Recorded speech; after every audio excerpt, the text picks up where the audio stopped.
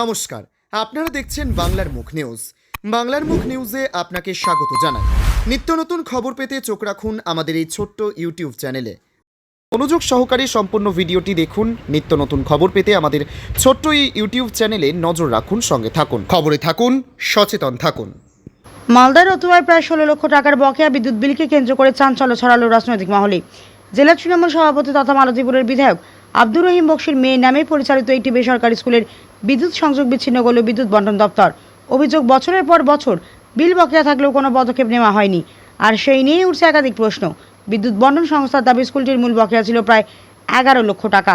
তার সঙ্গে যোগ হয়েছে আরও প্রায় 5 লক্ষ টাকার জরিমানা। সব মিলিয়ে মোট বকেয়ার অঙ্ক দাঁড়ালো প্রায় 16 লক্ষ টাকা। দপ্তরের পক্ষ থেকে একাধিকবার নোটিশ পাঠানো হলেও স্কুল কর্তৃপক্ষের তরফে সন্তোষজনক কোনো জবাব মেলেনি। শেষ পর্যন্ত গত সপ্তাহে স্কুলের বিদ্যুৎ সংযোগ কেটে দেওয়া হয়। ঘটনার পর থেকেই শুরু হয়েছে রাজনৈতিক চাপানোতর। উত্তর মালদা বিজেপির সহসভাপতি অভিষেক মিশ্র কড়া ভাষায় আক্রমণ শানিয়ে দাবি করেন, শিক্ষা প্রতিষ্ঠানের আড়ালে লক্ষ লক্ষ টাকার ব্যবসা চলেও সরকারি পাওনা মেটানো হয়নি। পাশাপাশি তার অভিযোগ, রতুয়ার একটি শিক্ষা প্রতিষ্ঠান নাকি সেচ দপ্তরের জমি দখল করে গড়ে তোলা হয়েছে। তিনি বলেন, দুর্নীতির বিরুদ্ধে আমাদের সরকারের জিরো টলারেন্স নীতি রয়েছে। সরকারি জমি দখল বা সরকারি বকেয়া ফেলে রাখার ঘটনা বরদাস্ত করা হবে না। এদিকে বিদ্যুৎ বন্টন কোম্পানির মালদায় রিজিওনাল ম্যানেজার সৌমেন দাস জানান, রচনা খাতুনের নামে থাকা ওই স্কুলের বিপুল পরিমাণ বকেয়া বিল আদায়ে বারবার নোটিশ পাঠানো হয়েছিল, তবুও কোনো সাড়া না মেলায় সংযোগ বিচ্ছিন্ন করার সিদ্ধান্ত নেওয়া হয়। পাশাপাশি গোটা বিষয়টি নিয়ে বিভাগীয় তদন্তের নির্দেশ দেওয়া হয়েছে। যদিও এই বিষয়ে প্রকাশ্য বিস্তারিত মন্তব্য করতে চান আব্দুর রহিম বক্সি। তিনি শুধু জানান, বকেয়া বিদ্যুৎ বিল ধাপে ধাপে মিটিয়ে দেওয়া হয়েছে, ইতিমধ্যেই কিছু টাকা জমা করা হয়েছে। তবে এতদিন কেন বিল পরিশোধ করা হয়নি সেই প্রশ্নের উত্তর মেলেনি। সরকারি পাওনা, রাজনৈতিক প্রভাব এবং শিক্ষা প্রতিষ্ঠানের ভূমিকা সব মিলিয়ে এই ঘটনাকে ঘিরে এখন সরগরম মালদার রাজনৈতিক ও প্রশাসনিক মহল। বাকি যে বড় সেটার ব্যাপারে আমরা অলরেডি চিঠি করে দিয়েছি, যেখানে প্রায় আমাদের আউটস্ট্যান্ডিং ডিউজ 11 লাখের ওপরে এবং এলপিসি চার্জ সব কিছু মিলিয়ে প্রায় 16 লক্ষের কাছে। এটাই আমরা দেখতে পেলাম এবং আমরা জানার পর থেকে আমরা স্টেশন ম্যানেজার, ডিভিশন ম্যানেজার, তাকে আমি জানতে চেয়েছি। চ্যানেলে নতুন হয়ে থাকলে চ্যানেলটি সাবস্ক্রাইব করুন, লাইক করুন, শেয়ার করুন। তাদেরকে অ্যাকশন নিতে কনস্ট্যান্ট বলা হয়েছে এবং যাতে যতক্ষণ না 100% পেমেন্ট হচ্ছে তাতে কোনো রকমভাবে যেন কানেকশন জুড়ে না দেওয়া হয়।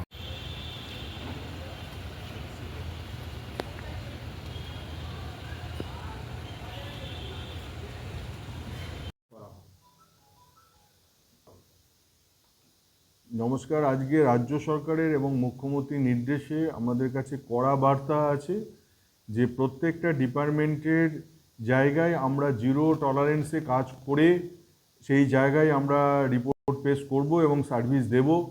বিদ্যুৎ দপ্তর তাদের মধ্যে একজন অন্যতম। সেখানে মালদা জেলায় আমরা উত্তরোত্তর বিভিন্ন রকম পরিষেবা বিদ্যুতের মাধ্যমে দিয়ে আমরাকে সেই জেলাকে একটা ভালো জায়গায় নিয়ে আসার চেষ্টা করেছি। কিন্তু কোথাও যদি কোনো রকম কোনো গাফিলতি বা কোনো বিলের আমাদের বিদ্যুৎ ব্যবহারের পরে সেই বিল মেটানোর কোনো রকম বকেয়া পড়ে থাকে, তার জন্য যথোপযুক্ত আমরা ব্যবস্থা নেবই।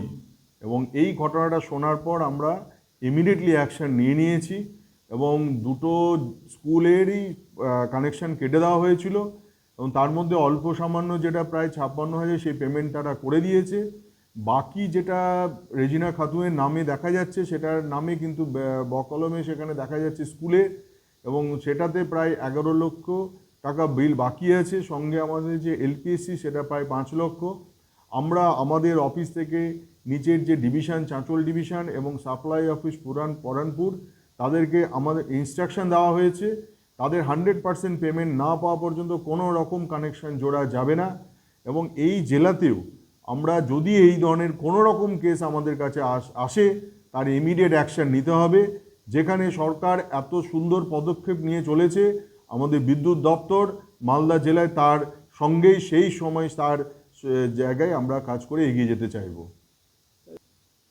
আমি যতটুকু খবর পেয়েছি আমাদের যে শাসক দল লাস্ট যে ছিলেন, চ্যানেলে নতুন হয়ে থাকলে চ্যানেলটি সাবস্ক্রাইব করুন, লাইক করুন, শেয়ার করুন।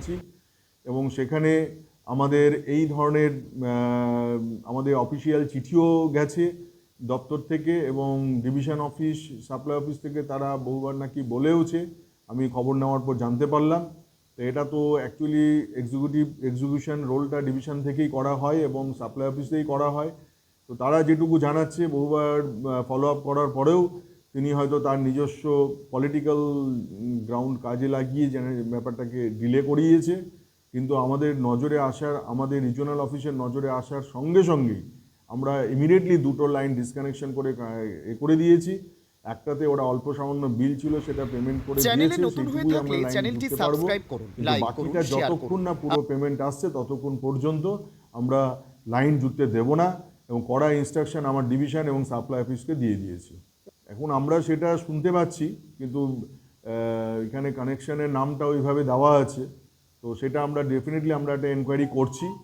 এর মধ্যে যদি কোনো অফিসার বা আমাদের কোনো কাউরির যদি কোনো গাফিলতি থাকে, তার সেই ধরনের অফিসিয়াল ব্যবস্থা নেওয়া হবে। আমরা মানে তদন্ত করতে গিয়ে যেটা দেখতে পাচ্ছি যে উনি আমাদের সেই মালতীপুরের বিধায়ক রহিম বক্সি, এবং উনি হয়তো তার এই পলিটিক্যাল হাইপটা কাজে লাগিয়েছে, এবং যাই হোক সেটার জন্যই হয়তো তার বিল এই বকেয়া, সেখানে আমাদের অফিসিয়াল বারবার চিঠি করেও দিয়েছে, কিন্তু আমাদের এটা নজরে আসাতে আমরা সাংঘাতিক এবং সঙ্গে সঙ্গে স্পট আমরা উইদিন 24 আওয়ার্স আমরা অ্যাকশন নিয়েছি, এবং তাকে কমিউনিকেট করে দেওয়া হয়েছে, এবং পুরো বিলটা কোনো রকমভাবে না হলে তার কানেকশন কখনোই রিকানেকশন হবে না। ওনার নামেই এটা আছে, এটা তো ওই এখন যেটা দেখিনা খাতুনের নামেই আছে, হবে কেউ একজন হয়তো, সেটা আমরা ডিটেলসে জাস্ট যতটুকু বুঝতে পারছি এটা রহিম বক্স এতেই রয়েছে। এবং আজকে আমাদের 0 টলারেন্স, 100% এফিসিয়েন্সি, এবং আমরা বিদ্যুৎ যেখানে পরিষেবায় মালদায় উন্নত মানের জায়গায় যখন পৌঁছেছি, সেখানে কিন্তু পরিষেবায় যখন ভালো, সেখানে রেভিনিউ আমরা কম্প্রোমাইজ করতে নারাজ। আমাদের মুখ্যমন্ত্রীর কড়া ইনস্ট্রাকশন আছে, আমরা সেইটাকে 100% ফলো করব। হ্যাঁ, সেটা সরকারি থাকার এতে সেই ক্ষমতার হয়তো অপব্যবহার করেছেন, করে আজকে এইটাকে আমাদের ডিপার্টমেন্টকে সেই অর্থে লুজার করেছে। সেটা আমরা দেখছি, সেটারও একটা এনকোয়ারি টিম আমাদের অফিস থেকে করে দেব, এবং সেটা দেখে নেব যে কেন এটা নিয়ে এতদিন ডিলে হয়েছে বা কেন হলো না, সেটা আমরা নিশ্চয়ই দেখে নেব। তবে ভবিষ্যতে আমাদের সবাইকে অ্যালার্ট করে দেওয়া হয়েছে, এইখানে যত রকম এই ধরনের কিছু আসবে তার ইনস্ট্যান্ট অ্যাকশন এবং আমার নলেজে যেন সঙ্গে সঙ্গে চলে আসে। হ্যাঁ,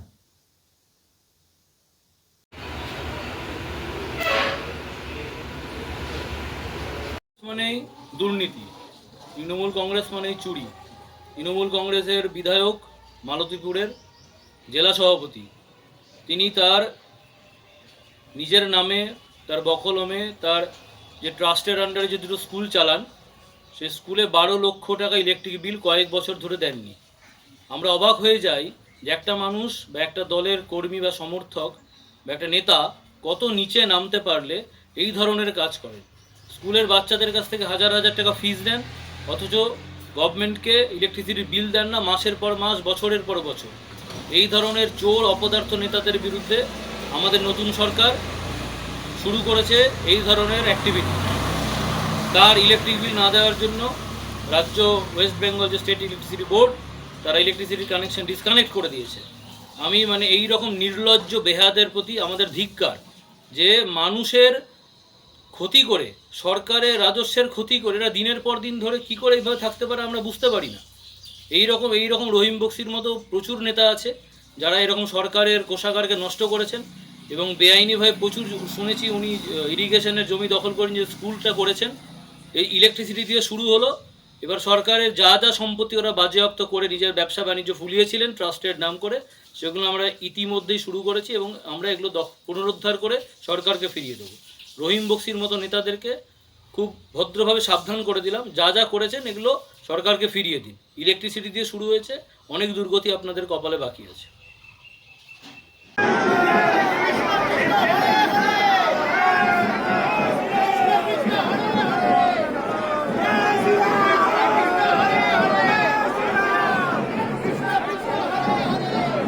एक एम्स, एक आईआईएम, एक आईआईटी, एक ক্যান্সার হসপিটাল। উত্তরবঙ্গের মানুষ যা স্বপ্ন দেখেছেন বিজেপিকে নিয়ে, বিজেপি তা পূরণ করবে। Prime Minister Modi brought us a gift, a very, very good toffee. Mallory. पता नहीं आपने आज मोदी जी का वीडियो देखा नहीं देखा? देखा? व्हाट्सएप यूनिवर्सिटी वालों ने देखा? रील बनाई है हिंदुस्तान के प्रधानमंत्री इटली के प्रधानमंत्री को, मेलोनी को मेलोडी टॉफी दिए हैं। इटली जाने से पहले, मेलोनी जी से मिलने से पहले उन्होंने हिंदुस्तान से कहा कि देखो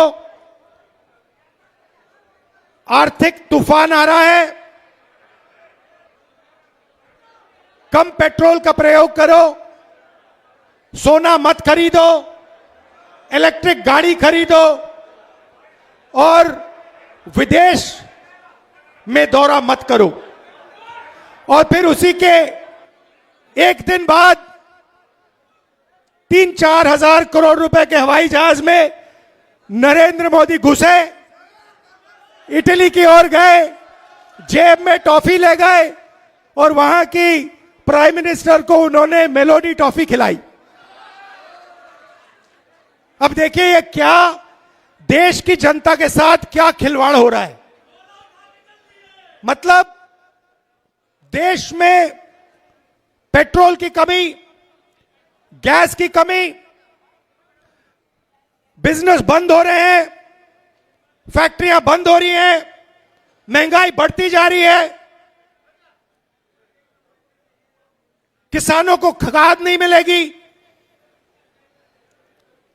पूरा का पूरा इंडस्ट्रियल सिस्टम हिलेगा। समय आने वाला है। ईरान ने, अमेरिका और ईरान की लड़ाई हुई, उसने हॉर्मुज को बंद कर दिया। 20% तेल मार्केट से हट गया और नरेंद्र मोदी एकदम मेलोनी जी के पास जाते हैं, उनको टॉफी खिलाते हैं और ऐसे रील बनाते हैं। অধিকার কেড়ে নেওয়া চলছে না, চলবে না, চলছে না, চলবে না। অমানবিক ভাবে বুলডোজার তন্ত্র দিয়ে দমন পীড়ন মানছি না, মানবো না, মানছি না, মানবো না। বুলডোজার দিয়ে দমন পীড়ন মানছি না, মানবো না, মানছি না, মানবো না। বুলডোজার দিয়ে দমন পীড়ন মানছি না, মানবো না, মানছি না, মানবো না। হাওড়া, শিয়ালদা সহ বিভিন্ন জায়গায় পুনর্বাসন না দিয়ে হকার উচ্ছেদ মানছি না, মানবো না, মানছি না, মানবো না। অবিলম্বে হকারদের পুনর্বাসন দিতে হবে, অমানবিক ভাবে গরিব মানুষের পেটে লাথি মানছি না, মানবো না, মানছি না, মানবো না। সাধারণ নাগরিকের ধর্মাচরণের অধিকার কেড়ে নেওয়া মানছি না, মানবো না, মানছি না, মানবো না। সাধারণ নাগরিকদের ধর্মাচরণের অধিকার কেড়ে নেওয়া মানছি না, মানবো না, মানছি না, মানবো না। ধর্মাচরণের অধিকার কেড়ে নেওয়া মানছি না, মানবো না, মানছি না, মানবো না। স্বৈরাচারী মানসিকতার বিরুদ্ধে, বিজেপির বিরুদ্ধে এই লড়াই চলছে, চলবে, চলছে, চলবে। বন্দে মাতরম, বন্দে মাতরম। তৃণমূল কংগ্রেস জিন্দাবাদ, জিন্দাবাদ, জিন্দাবাদ। সাংবিধানিক অধিকার কেড়ে নেওয়া চলছে না, চলবে না, চলছে না, চলবে না। বাংলার মানুষের অধিকার রক্ষায় তৃণমূলের পরিষদীয় দল লড়ছে, লড়বে, লড়ছে, লড়বে। সংবিধান বিরোধী বিজেপি হুঁশিয়ার, হুঁশিয়ার।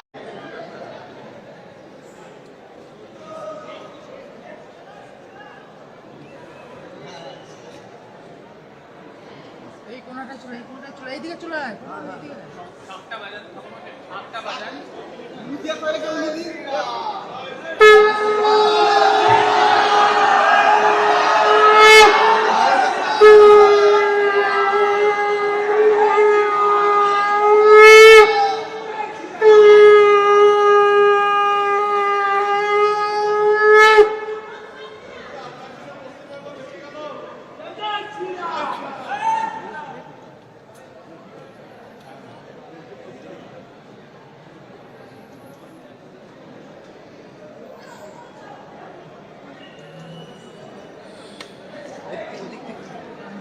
কোন কোনা দিয়ে তুই দেখ থামাসে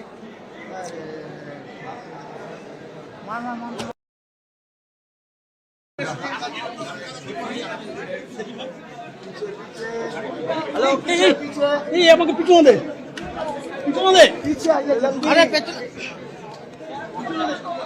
আমাদের খবরগুলো আপনাদের কেমন লাগছে মতামত দিন কমেন্টের মাধ্যমে।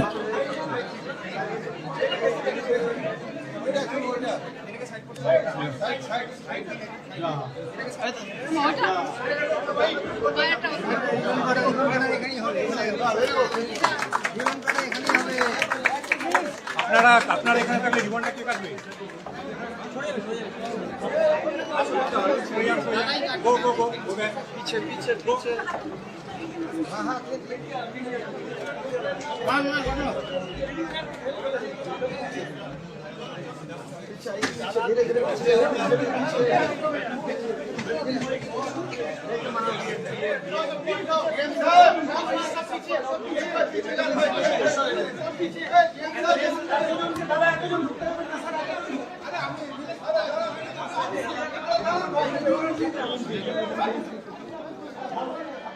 ये माइनर होती है सर, यहाँ पे लेजर इंस्टॉल्ड है सर इसका। हाँ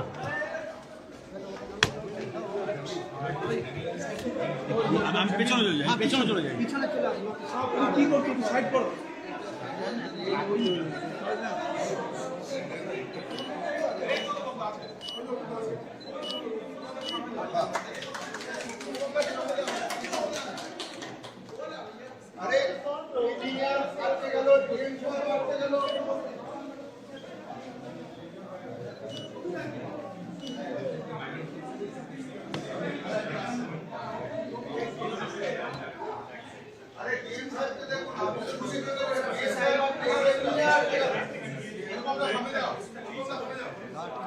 हेलो हेलो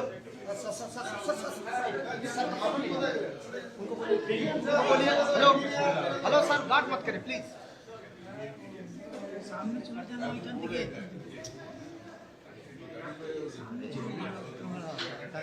এই এই এই ভাই একটু জায়গা দাও, পিছনে কতগুলো।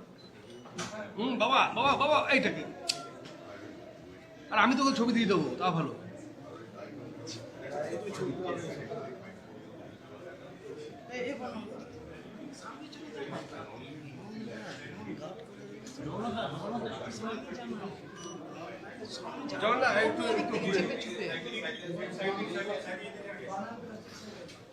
হাতা নামা দাদা, মোবাইল দাদা, হাতা নামা আমাকে বললা।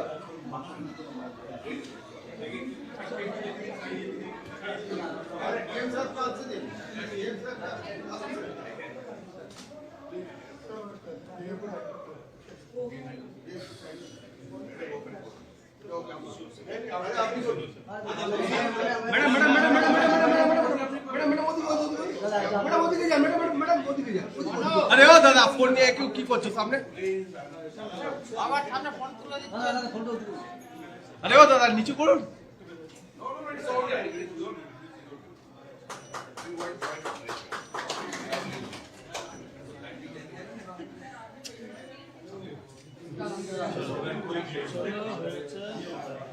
দরকার নেই ছবি। আমরা নেব। প্লেস দিছে है क्या?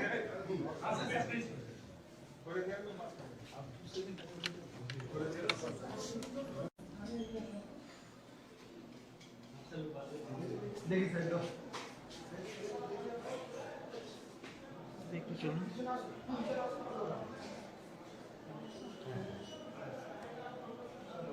কোনো মেলা নেই যে চাপা চাপ 4-5টা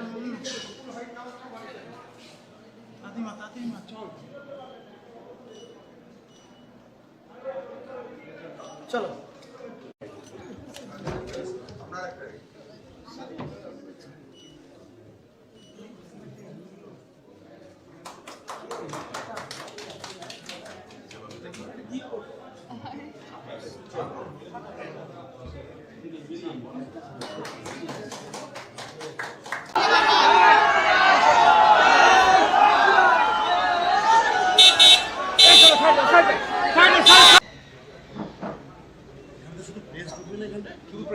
Only for press.